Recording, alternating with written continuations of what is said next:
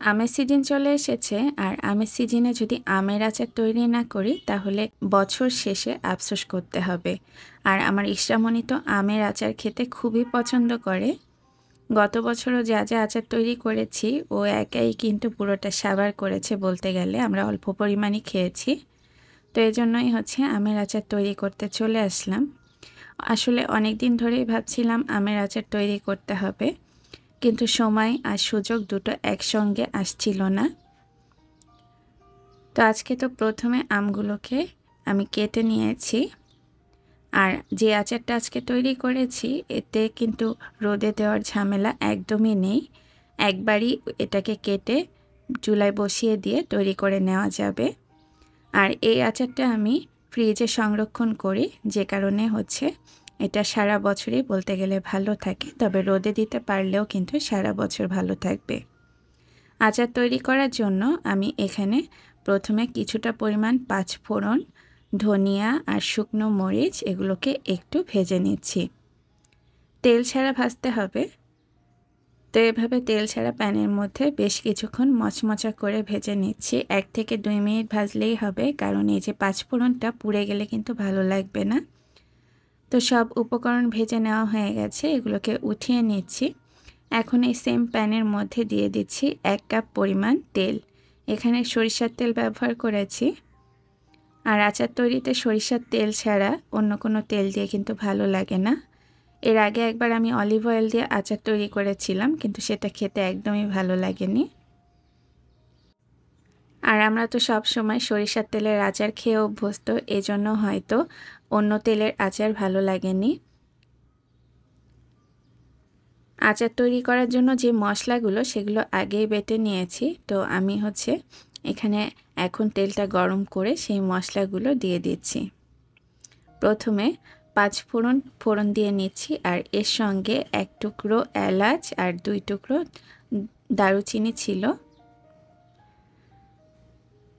এখন এর মধ্যে একটা পেস্ট দিয়ে দিচ্ছি। এর মধ্যে নিয়েছি আমি কাঁচামরিচ দিয়েছি 8-10টির মতো, আর সাথে দিয়েছি রসুন, 1 টেবিল চামচ সরিষা বাটা, একটু পরিমাণ আদা দিয়েছিলাম, আর ব্লেন্ডারে অল্প একটু পানি দিয়ে এটাকে বেটে নিয়েছি। এখন লবণ দিয়ে দিচ্ছি। লবণ দিয়ে এই মশলাটা খুব ভালো করে কষিয়ে নিচ্ছি।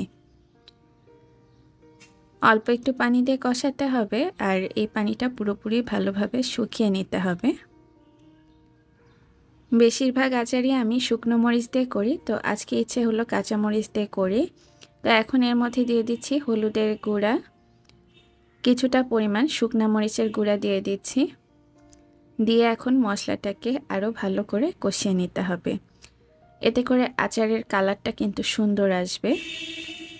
ও আরেকটা কথা তো আমি বলতে ভুলে গেছি, আমি যে রসুন আর কাঁচামরিচের পেস্ট ব্যবহার করেছি সাথে একটু আদা, তার সঙ্গে কিন্তু আমি কিছুটা পরিমাণ সরিষা বাটা দিয়ে দিয়েছিলাম। তো এখন হচ্ছে এই যে দিয়ে দিচ্ছি এর মধ্যে গুড়। এখানে প্রায় আধা কাপের মতো গুড় দিয়ে দিয়েছি।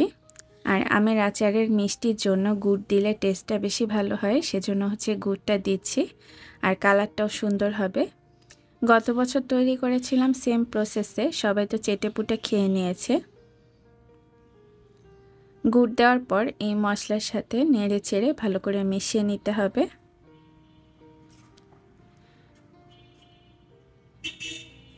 বাসায় আম্মুর তৈরি আচার খেতে খুব ভালো লাগতো। এখনও আম্মু আচার তৈরি করে দেয়, তবে আম্মু আচারটা ঠিক কিভাবে তৈরি করে সেটা কখনো শেখা হয়নি। আসলে টেস্ট যেমন লেগেছে খাওয়ার পরে আমি সেরকমই তৈরি করার চেষ্টা করি। হয়তো ওরকম হয় না, তবে আমি হচ্ছে ইনস্ট্যান্ট তৈরি করি, কারণ এই যে রোদে দেওয়ার ধৈর্য একেবারেই আমার নেই। তো এখন এর মধ্যে আম দিয়ে দিয়েছি। এখানে প্রায় 1 কেজির মতো আম আছে।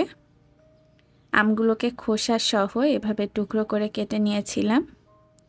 স্বাদ মতো লবণ দিয়ে দিচ্ছি। এখন নেড়ে চেড়ে এই মশলার সাথে ভালোভাবে মিশিয়ে নিচ্ছি। শুকনো কলায় যে মশলাগুলো আমি তৈরি করে রেখেছিলাম একটু ভেজে নিয়ে, সেই মশলাগুলো একটা সাইডে রেখে ভালো করে ঠান্ডা করে নিয়েছি। আর আচারটা নামানোর সময় ওই মশলাটা দিতে হবে। তো এখন এর উপরে কাঁচামরিচ দিয়ে দিচ্ছি। কাঁচামরিচের পরিমাণটা একটু বেশিই দিয়েছি, কারণ আচারে কাঁচামরিচ খেতে আমার কাছে খুব ভালো লাগে। তো এই জন্য কাঁচামরিচটাও একসাথে আচার হয়ে যাচ্ছে আমের সঙ্গে।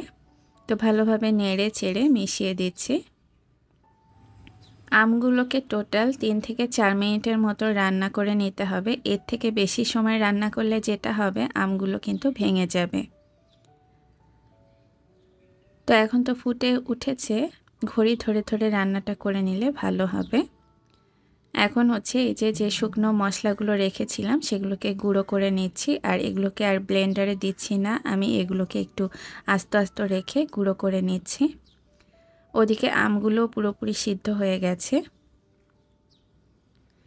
আরও কিছুক্ষণ জাল করে নিচ্ছি। আর যে পরিমাণ তেল আমি দিয়েছিলাম এই তেলটা কিন্তু এই আচারের জন্য ঠিকঠাক আছে। তবে কেউ যদি মনে করেন ফ্রিজের বাইরে এটাকে সংরক্ষণ করবেন তাহলে তেলের পরিমাণটা বাড়িয়ে দিতে পারেন।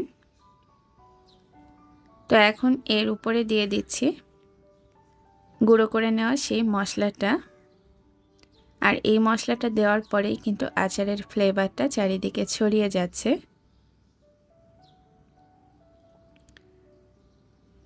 চুলার জালটা এই পর্যায়ে বন্ধ করে দিচ্ছি, আর এটা যখন ঠান্ডা হয়ে যাবে তখনই হচ্ছে এটাকে বয়ামে ট্রান্সফার করব। আজকের এই ব্লগটি কেমন লেগেছে কমেন্টে জানাবেন। আশা করছি নতুন একটি ভিডিও নিয়ে আপনাদের সাথে শেয়ার করার জন্য তাড়াতাড়ি চলে আসব। সবাইকে আল্লাহ হাফেজ জানিয়ে এই পর্যন্তই শেষ করছি।